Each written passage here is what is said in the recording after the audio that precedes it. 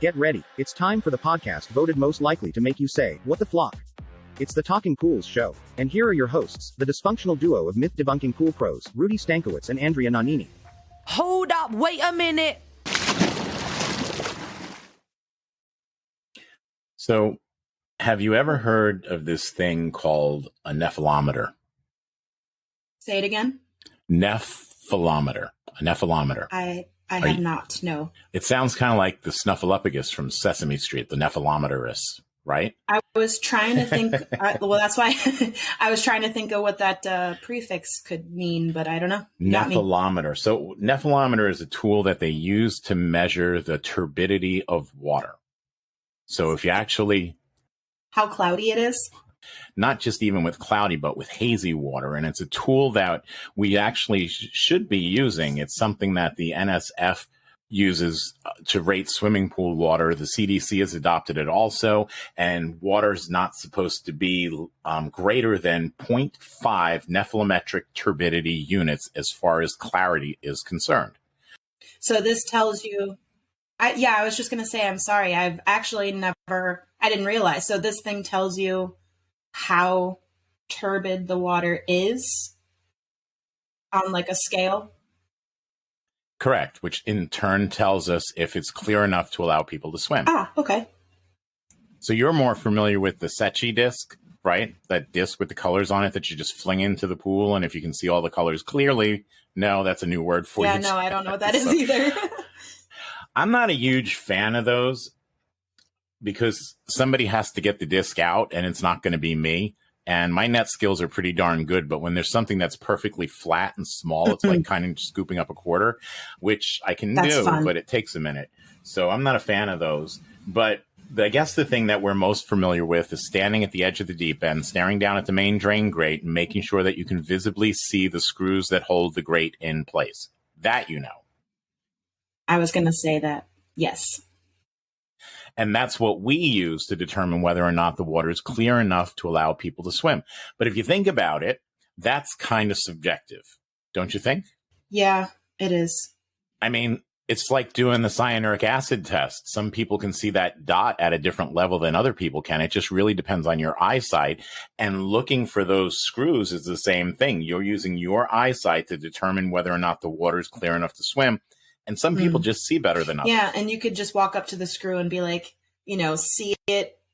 If you could see it, it's there. Obviously, there's no level of, well, on a scale of 1 to 5, it's about a 4 or something like that. That's not usually how it goes. So it's like that chart they give you in the doctor's office, like, how do you feel today? And they show you these 10 different faces, right? And some of them are like in all kinds of weird, I don't know what face I feel like. I hate when they ask what's your pain level on a scale of 1 to 10, because I never know what I should say. I'm like 6.5.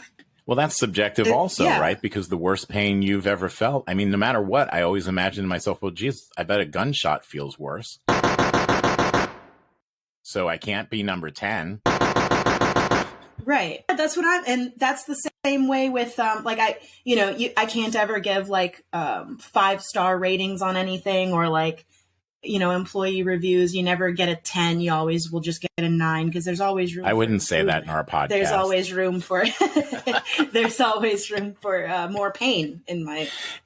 Unless you're listening to our podcast, which is definitely always 5 stars. Yes. Don't you think? Exactly. Yes. I agree. Well, I didn't there mean are podcast. Exceptions. I meant products and, Well, you mean like books, which my books are always also 5 stars. You get 6 stars. Thank you. Yeah. 6 stars. Thank you.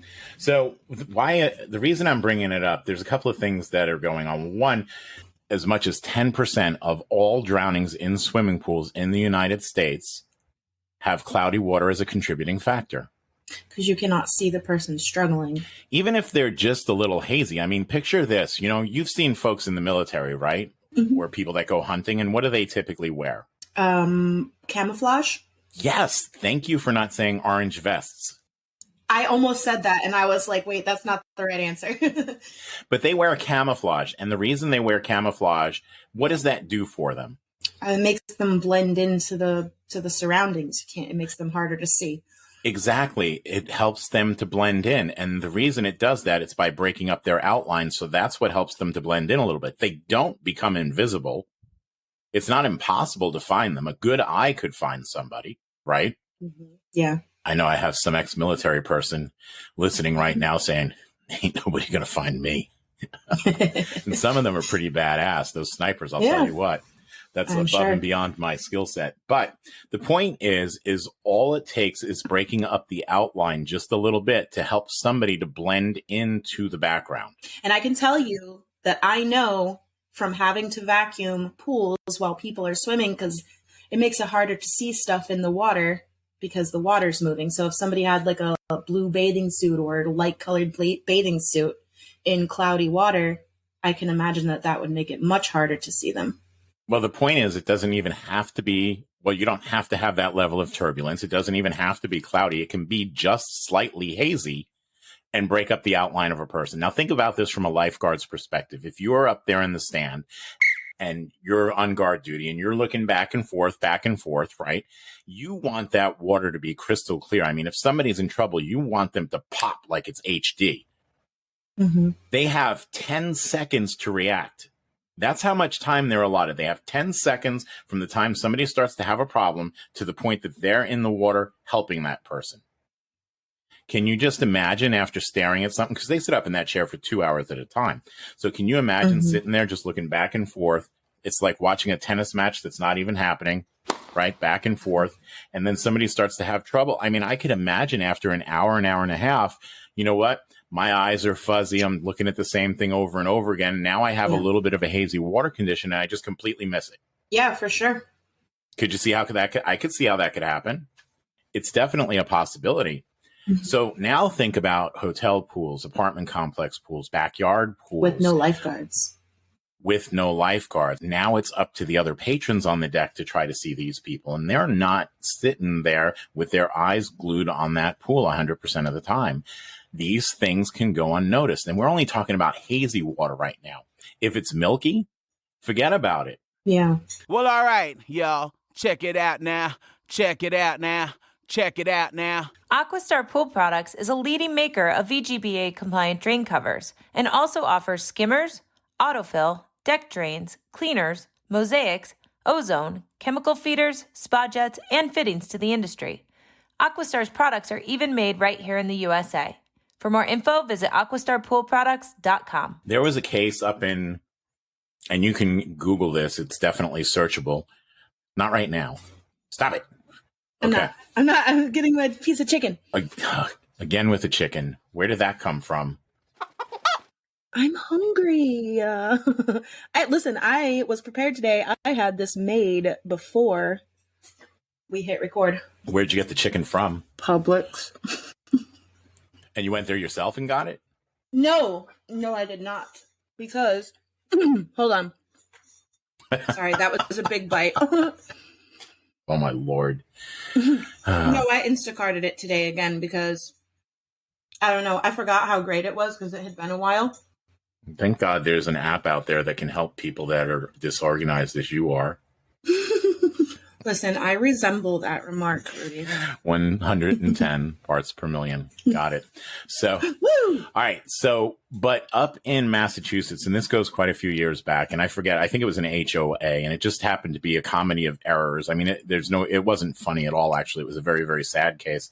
So there's this HOA swimming pool, and the water's cloudy. It's milky white.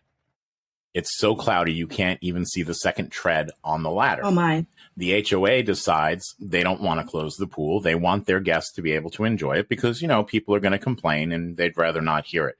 So the next day, people get nasty about it too. The pool service company comes out and they do their job. They sweep, they brush, they test, they do the filter. They do not close the pool. They do not recommend that the pool be closed. They just do their job and leave. Pool's still milky white.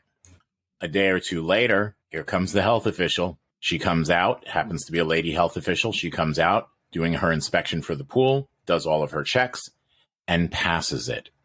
Still milky white, but the pool passed the inspection. Okay. Later that same night, a group of kids happen to jump the fence with a 6-pack of beer and decide they're going to hang out around the pool. That's not uncommon. It happens all the time. You've done it. You probably did it yesterday. I can tell where this is going. I did go into pools yesterday too.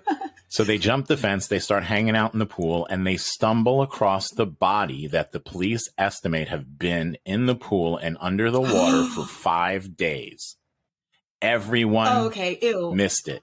I did not expect that. That's not, you totally, plot twist. Yeah, it wasn't. The HOA missed it. The pool service company, they missed it. The health official passed the pool for inspection with this body in the water. Oh my God. How long ago? No. How long ago did you say? 5-6 years, maybe a little bit more. I mean, it was within the last decade, but super. Wow. I mean, it really brings forward how scary cloudy water is, because first of all, let's think about it. Had that person been struggling in the water and there had been people around and they actually could have seen her, they might have been able to get her out right on the spot. But no, Right. Instead, something happened. She's underwater. And then all of these different people who are trained professionals came out. One of them's even sweeping and vacuuming. Oh man. Ew. Never comes across the body. So it's really scary. So when you think about backyard pools, think about cloudy water, think about murky water, think about algae problems, and then think, what if one of the neighbor kids run across your yard and falls in? And you don't even know. How long is it going to be before anybody sees that child? Well, I mean, I imagine until the body starts to float, but oof, I can't believe that a person was in the bottom of a pool for 5 days and not one single person. That whoever vacuumed did a real crappy job. 5 days. That's very sad. 5 days. Is that not? But- now I may be off by a day or two, but it doesn't matter. Very sad. It all happened within a week, Very insane. and all of those people did miss that. So I mean, it's scary. Cloudy water is a big problem. And now, so let me ask you: you walk up on a pool and it's cloudy water. What's your first step? What's the first thing that you? I mean, I know what my first step is, but what's the first thing you would do if you walk up on a cloudy pool? I'm going to check the chemicals. That's the first thing I do. Pretty much. Regardless of the water situation, I'm going to look and see. Get the water test kit, right? Yeah, I'm going to look and see what's going on inside the water. It might be an easy fix. It might be something a little more complicated, but that's the first thing I do is check. Right off the bat, I'm thinking high pH. Yeah, or like super high alkalinity, super high pH. Right. And that can cause cloudy water because when the pH is high, you do tend to have more problems with the saturation index, and then things could actually precipitate out of solution, right? Mm-hmm, yes. So let's go with if the saturation index is high, you're likely to have more precipitant. And what's going to precipitate out is calcium, but the calcium is what's going to be the cloud. So a high saturation index will contribute to cloudy water. So you want to check all those parameters. And that's because you're basically causing a scale forming situation, right? Right. So when we talked about the LSI, last week, the week before, and we said basically we didn't trust it anymore. But Right. It is the only tool that we have. So we're still going to have to use it. It's all we got. So we know when water is scale forming that calcium precipitates out. So when the pH and total alkalinity are high, we see more calcium in the water, undissolved calcium, and that's what makes the water cloudy. So when the light refracts off of those different particles, that's what makes it so that we can't see beyond the surface. So you're correct. Those are two things I would look for, pH and total alkalinity, see where those levels are. So, and a lot of times you're right. The pH is high. Cloudy water, Yep. Check the pH. pH is high, add acid, problem solved. I have had instances where my pH is high and my alkalinity is low. And so then I have a tough decision. So what do you do then? Normally I will go ahead and just raise the alkalinity to where it should be and then deal with the pH later. Okay. So you'll bring up the total alkalinity and then add acid to lower the pH. Yes. You know what? I would probably do it the other way. Oh, really? If the total alkalinity is low and the pH is high, I would probably add acid to lower my pH and then use bicarb to bring my total alkalinity up, because bicarb does not have a major effect on pH. Mm-hmm. So that would probably be the easier way to go. I remember. Wouldn't you be afraid of like damaging anything? I mean, I guess it would depend on the actual alkalinity level, but Well, you're also looking at the time frame. If it's a week apart, then maybe. If it's 2 weeks apart, but if I'm doing this in a series where it's not spread that far apart, I'm going to do it that way. It's just going to be, your way has a greater potential to be a yo-yo, meaning that you raise the total alkalinity. Now I add acid to drop my pH. Guess what? It's bringing the total alkalinity down again. And you're in a position where you just did exactly what I said, right? You have to add acid to drop the pH, then bring the total alkalinity back up. So I might as well just do that right off the bat. Drop my pH, which is going to drop both, then add bicarb to bring my total alkalinity up to where I need it to be. I know that makes sense. Okay. So if it's not, now, if that doesn't solve the problem, what next? Well, then I'm going to go straight to the filter. Yes. Because, there could be some issue there. If I have a filtration, definitely. Yes. Filtration and circulation are huge. They are just as an important part of keeping that pool clear as water chemistry. I agree. It's because it's correct. So there you go. Yes. All right. So what are you looking for specifically in there? For the filters? Yeah. Well, like I said a second ago, where I'm mostly cartridge, my market, I have almost zero, pretty much zero sand filters. I've seen one in the last 10 years. So yeah, I'm going to check those cartridges, make sure they're clean, make sure that they're circulating properly, the pressure's good. If the cartridge needs to be replaced, I'll go ahead and try and get an approval for that. If it happens to be a DE filter, then I'm going to make sure that, all my DE is staying in that filter. Everything's backwashed and rinsed, and new DE powder. Just going to go through those steps. Sounds like a plan. I had one a few years ago, back when I had my service company, that kicked my ass. I'll tell you, it was at an apartment complex, student housing. It was one of those facilities that had two pools. Right. So if you're in an apartment complex that has two pools, there's usually one right behind the leasing office. And then there's one on the other end. And that's the one that everybody uses because nobody wants to swim in the one right behind the leasing office. Mine are the other way around. Yeah. Well, that's because you take care of retirement homes. Hey, no, not all of them are. In either case, usually people don't use the one right behind the leasing office. I mean, if they do, it's the families, it's the mother and the child. It's not the party pool, right? That's the other one. Right. So this is the one right behind the leasing office. 3 times a week, small pool. Hardly anybody swims in this pool. I think if it had a bather load of maybe 10 people a week, that would be a lot. People really did not swim in this one. Oh, wow. So I'm walking up to the pool 3 times a week. I was there on Friday. Everything was great. The filter didn't need to be cleaned, but I cleaned it anyway because I always feared the day that I would have to clean all of my vacuum DE filters in one day because there's just not enough time for that. So I clean the filter anyway. I test my water chemistry. It's perfect. I add everything that I added on Wednesday that kept it going through. It's a 3-time-a-week pool. I come back out Monday. Again, everything's perfect. Good to go. I made it through the weekend, so I repeated the dose of chemicals that I added on Friday, just thinking because, if that got me from Friday to Monday, surely that dose will get me from Monday to Wednesday. Filter's still running good. Everything's cool. Start to come back on Wednesday. I'm pulling my car, walking along, right? And I approach the pool, and there I can see the pool, and it's kind of got this opaque look to it. And my first thought is, whoa. So I get up alongside of it, and it's one of those cloudy water situations where you really can't make out the treads on the ladder, like the one we were speaking about. So like you suggested, the first thing I did was I tested the water chemistry. My chlorine level was at 0. Love it.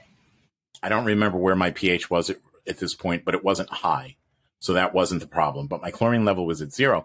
This is in a pool that nobody swims in. It was in August, so I don't even have pollen or any of that type of stuff to contend with. That I just added chlorine to on Monday, and my chlorine level was low. So now I'm thinking, well, this has one of those erosion feeders. I think it had a Pantera rainbow feeder type of thing with the tubing, right, to hook it up. So I'm thinking, all right, well, maybe something happened to the tubing. The tubing broke inside the pump room. It's kicking out all chlorine all over there. That might be what my problem is. So I go down into the catacomb-like Hannibal Lecter pump room that we have there, just bending and squeezing around all the different beams and bodies or what have you. And I make my way over to the chlorinator, and there's no problem. But I see that my flow rate had dropped to 0 gallons per minute. flow rate's at 0 gallons per minute. This is on a filter that I just cleaned 4 or 5 days ago, and nobody swims in the pool. Was it a body? So I come up, luckily no. So I come back up out of the pump room and I'm standing there and I'm scratching my head trying to figure out what's going on. And I notice across from me on the deck of the pool, there are all these dead leaves in mid-August. Okay. Leaves don't die in Florida in August. No. They certainly don't fall in August. So I go over there to check it out. And as I get there, there's this black tar-like goo all over everything. Atop the raised beam, on the patio furniture, the deck itself, like gross. So I'm standing there, and as I'm standing there, I think I see a snowflake pass by. A snowflake? In August, in Florida, yes. In Florida. A legit snowflake passes by, and I'm thinking to myself, well, man, I must have inhaled way too much chlorine in that pump room. Either that or the 80s are really catching up to me quick. In either case, I happen to see a few more. And then I noticed on some of the leaves that there were these little snowflakes and they seemed to move about. And I saw some across the surface of the water. So I collected some samples and I brought them directly over to the University of Florida. And I went right into the entomology department. And within 5 minutes, they had these under a microscope. And what we found was the Asian woolly hackberry aphid, which is an invasive species of aphid first discovered in Duval County. Duval! Oh, down south? No, Jacksonville, 1999. In 1999. Oh, I'm sorry, Duval. I just immediately was like, Duval Street. Sorry. Don't you watch Evil Dead at all? The Evil Dead? Yeah, well, how about A Better Place? No. Anyway, in either case. Sorry. So these have since You should do the woolly. Hold on. Sorry. When you say woolly aphid, whatever, when you do that, you should drop some music in, like a dun dun dun. You should drop that in there.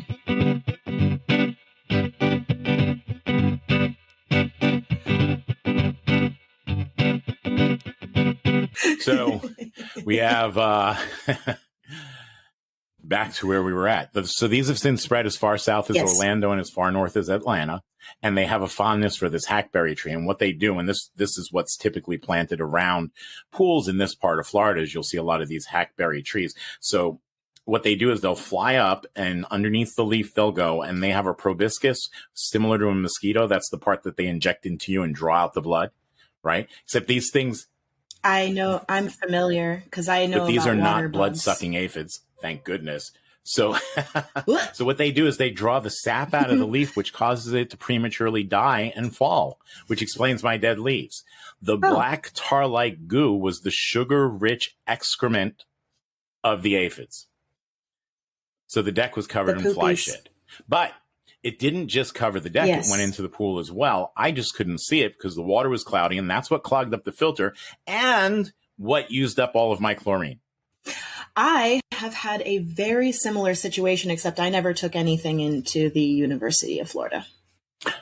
Cool.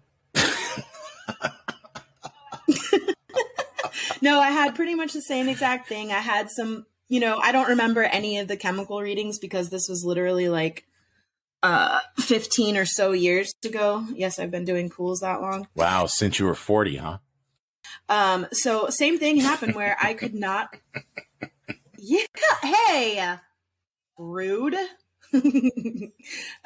So anyway, I had the same thing happen. I had, the chlorine dropped out of the pool. There was still stabilizer. I was super confused. And this was, I was pretty new into cleaning. Well, not new, but like, I didn't care as much. We'll just go ahead and say it. So, I didn't know about phosphates and all of that kind of stuff. But it turns out, long story short, similar to your thing, I had no idea what was going on, couldn't clear it. The filter was clogged with all this goo. I didn't have black stuff on the pool. But anyway, it turns out it was white flies, which do the same exact thing. Yeah. Yeah, very similar.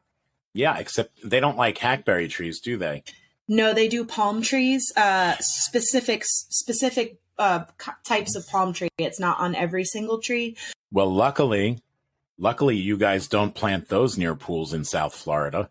Are you kidding me? That's our selling point, bro. There's that's the selling point. There's palm tree roots growing into every single pool down here. I don't even. So yeah, they but you know what? I actually did have one lady where I noticed a whole bunch of black stuff under on her. She had pavers.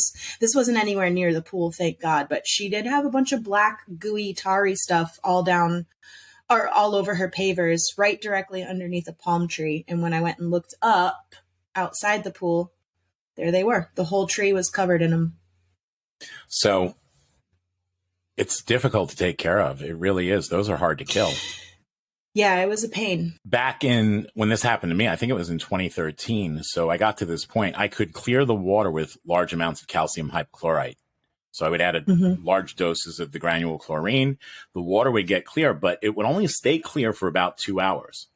Then it would start to get cloudy again. So I reached out and I called Natural Chemistry Products. Do you know those folks? I do. Tom's a good friend of mine. Tom Perugini comes out the next day and meets me at the pool. Tom Perugini being the rep for Natural Chemistry Products. He meets me poolside. Did you know his daughter wrote a book? Say again? His daughter wrote a book? His daughter wrote 2 books, and I have them both. Yes. 2 books.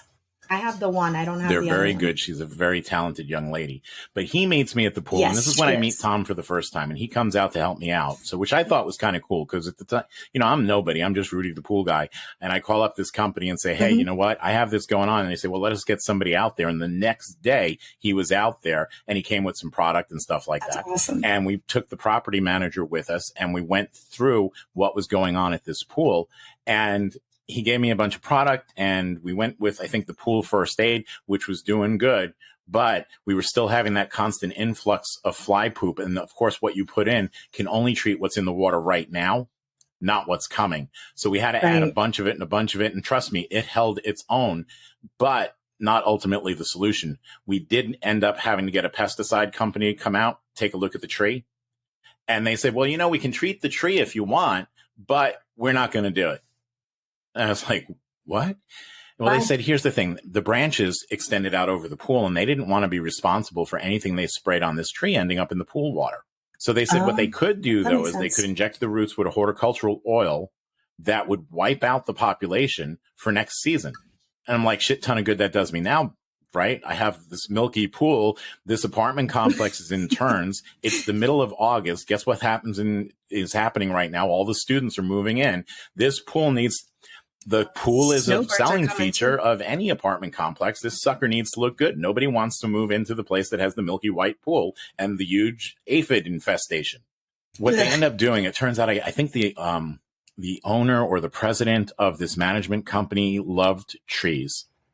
He loved nature. He loved wildlife, which is really cool. I do too. But we had to solve this problem. So the apartment complex, what they did was they got a team together of tree people, not like tree surgeons? Maybe. I had to look that up. That's a thing. They are called tree surgeons. Anyway, continue.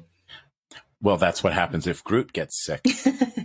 Right? I like it. So in either case, they cut down the tree and they sneak it out in the middle of the night and put down sod so it looks like there was never even one there in the first place. But that's the steps that it could take to go through to figure out why something's cloudy. I mean, and it seems awfully involved, I know, but you know what? I have other pools in this county, so I want to know what's going on in case it happens to any of them as well.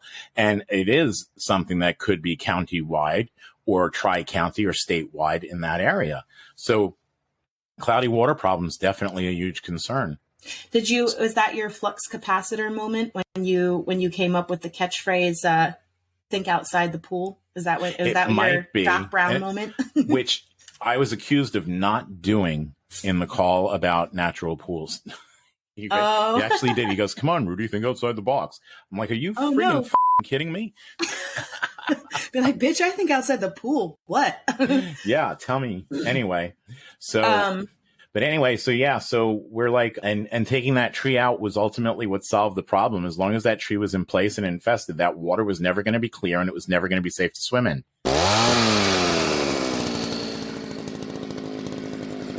And I didn't think about it. Was it just one tree? I'm sorry. Was it just one tree? It was one big mamma jamma of a tree. Okay. And I'm not familiar with a hackberry tree. Is it? It's a weed that really just grows out of control and turns into a tree. Oh, that's crazy. Yeah.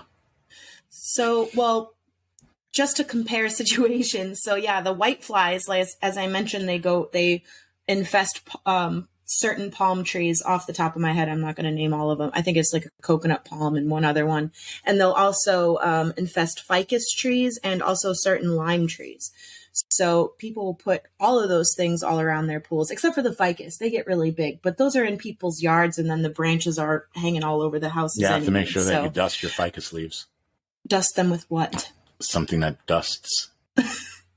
Well, I don't know how the process for removing the aphids is, but my husband in pest control, white flies, the spiral white fly is a bitch to remove. And like you said, I think ultimately You got to burn the tree down. Matches.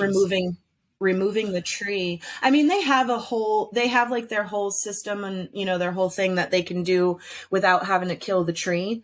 And I'm not sure if it's exactly what you mentioned. They do drill into the tree and then inject something. And then like you can't eat any of the fruit from the tree for a certain amount of years.